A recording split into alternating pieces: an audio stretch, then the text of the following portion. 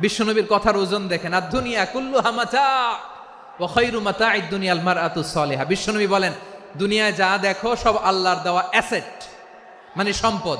আর এত অ্যাসেটের ভিড়ে সবচাইতে শ্রেষ্ঠ সম্পদ হচ্ছে নেককার নারী। সুবহানাল্লাহ। ভাইয়েরা, বোনের সাথে খারাপ আচরণ করো না। সন্তান, মায়ের সাথে খারাপ আচরণ করো না। আমাদের মায়েরা আমাদের asset, they are our priceless asset. কারণ এই মায়েদের পেটে এসেছে আল্লাহর ওলিরা, এই মায়েদের পেটে এসেছে খান জাহান আলী, এই মায়ের পেটে এসেছে শাহজালাল ইয়ামানি, এই মায়ের পেটে এসেছে আল্লাহর সব নবীরা। নাকি নবীরা আকাশ থেকে ধপ করে জমিনে নেমে আসছে? মায়ের পেটে আসছে। এই মায়ের পেটগুলো খনি। আমার সম্মানিতা মায়েরা, বোনেরা, নিজেকে ইসলাম দিয়ে সাজান, নিজেকে ইসলাম দিয়ে সাজান।